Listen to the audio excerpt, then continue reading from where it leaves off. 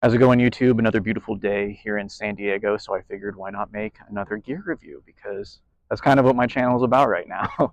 We're going to take a shift from upper body with like jacket and gloves, and we're going to move to lower body and talk about shoes today. So the shoe that I'm wearing right now is the TCX Street 3 WP, WP standing for waterproof, because this boot or shoe comes in a non-waterproof version as well, if that's something that you're interested in. Um, Basically, this is the first ever riding shoe that I purchased. I've had it for about 8 months now. Roughly 5,000 miles of riding have gone into this shoe. And it was my primary shoe just until about 2 weeks ago, which I'll get into in a separate video. But this was my dedicated riding shoe for that time, and I'm still going to continue to use it until it breaks, rips, or it's unusable to me. So far, I've loved them. They've been great. But I guess getting into more the fit of these, they are Euro sizing, being TCX. They're not just standard American 10.5, 10, whatever sizing. So you're going to have to convert your American size to a Euro size, which I forget the direct conversion for a 10 or 10.5. I want to say it's like 43 or 44, something around that. But they fit true to size for me personally. I'm a 10.5 in Vans, and I converted it directly over to Euro, and they fit perfect. The only thing I will say is be mindful that these are a dedicated riding boot, so they are going to be more rigid. And they're actually really thick. I was surprised when I first purchased these how substantial they felt. When I got them out of the box, they felt more similar to, I would say, like some of my work boots that I have. And the sole was nice and rigid, and it just felt very substantial, and like it would provide a lot of protection compared to something like a pair of Vans or a pair of Converse. Because I know a lot of people that ride in just like Nikes or Vans or Converse or something like that. And this really kind of gave you that confidence of I'm wearing something that's a lot safer, that's going to protect me in the event of a crash. And I feel like that extra confidence is good, especially when you're a new rider. It's something that is going to let you feel like you're safe when you're doing something that's essentially very unsafe. But that's one thing that you will notice first putting them on. Your ankle's not going to bend as easily as it would in regular shoes. So you'll have to learn to ride with that limited ankle mobility and being able to click up on your shifter. It's just something that you'll get used to. So as far as fit goes, when you put them on and they're a little bit tight, just remember that you are going to get that padding compressing over time. That's going to give you that extra room for it to be a perfect fit. Similar to like with gloves. But yeah, so putting these on, they were pretty stiff, they were pretty rigid, but wore them for a few days, rode them around, and they honestly fit very well and flex almost just as much in the toe, at least, as a pair of Vans. The ankle is still nice and stiff because that's where that ankle protection is. So as far as features go, this being a boot and not a glove or a jacket, there's not a lot of stuff going on with it. It's just, you got a tongue, you got laces, you got an upper and a lower, you got a sole. It's pretty simple. But one thing that this shoe specifically does have going on with it that maybe others on the market don't have is it does have D30 armor in the ankles. So you got little ankle cups right here.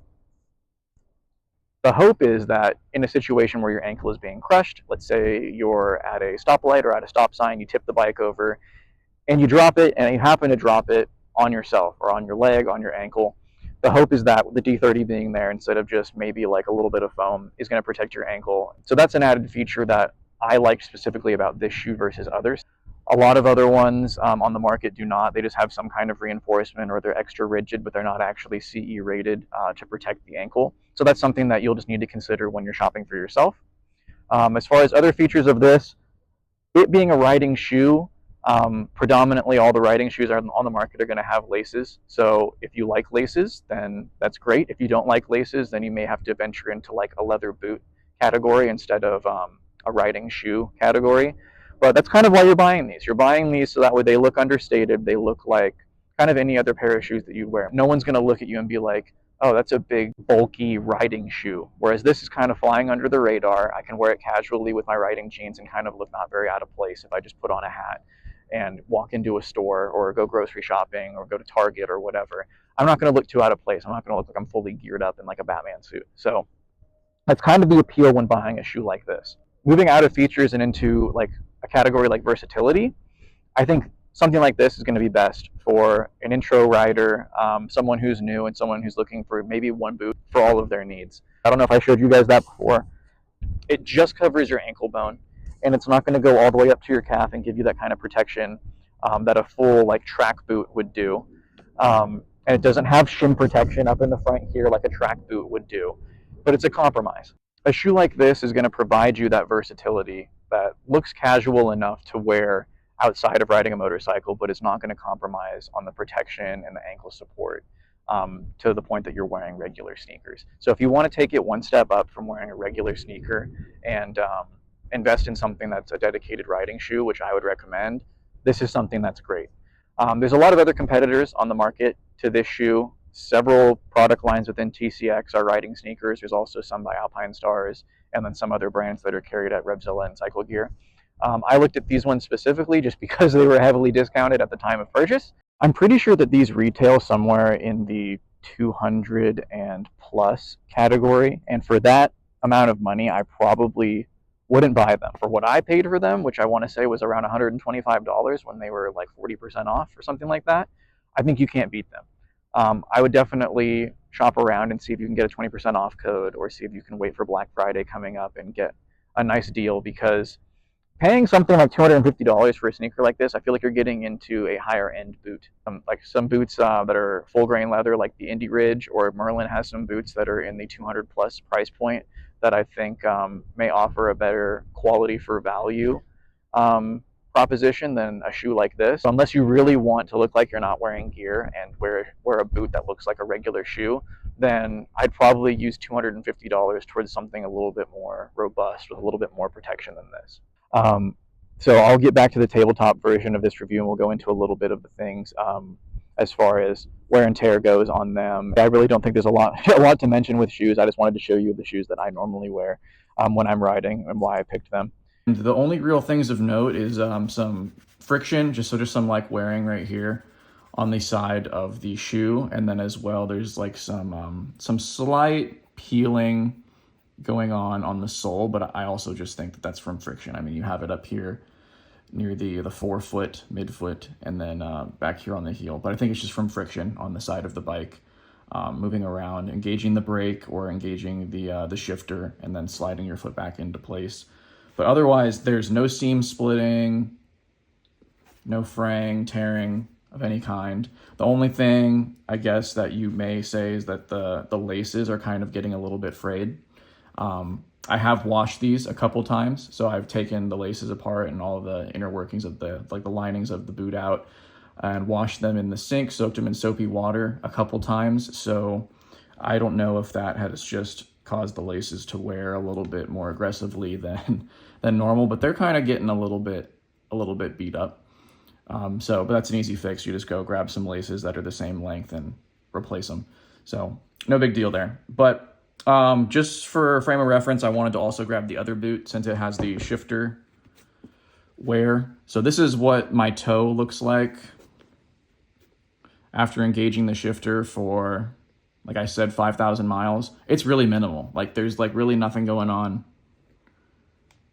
Nothing's wearing through. There's no like hole starting to form. Honestly, I don't even feel like the suede or whatever type of leather this is even like worn down to a thinner thickness in this area. It's very minimal. I know some boots you can totally tell like it's all scuffed up and almost gouged out, but these have been perfectly fine. Yeah, otherwise I don't think there's much more to say about these. Thank you guys for sitting through this review with me and going over some shoes.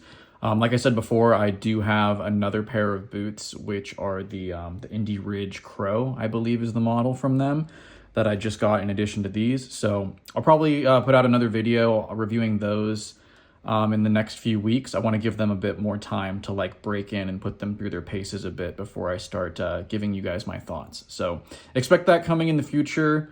Thanks for hanging out with this review, and I'll catch you guys on the next one.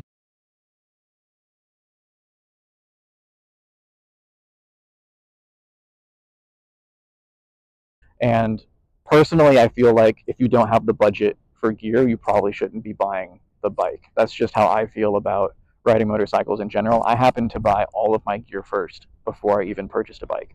I took the MSF and bought all the gear required for the MSF prior, and then bought a full set of gear, all the little pieces that I was missing, like a jacket, a pair of riding pants, things like that, before I even started shopping for my first bike.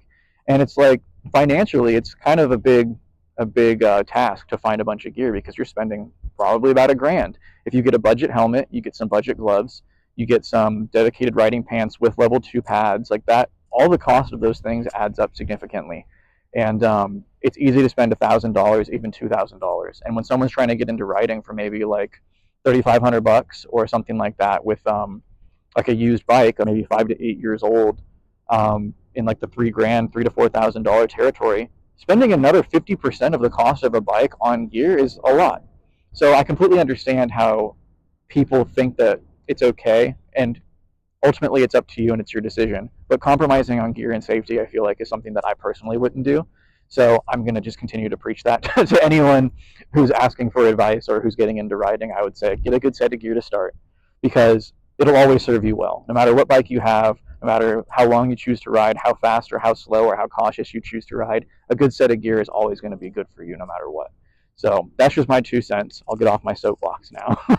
But I do think it's important to have dedicated riding shoes.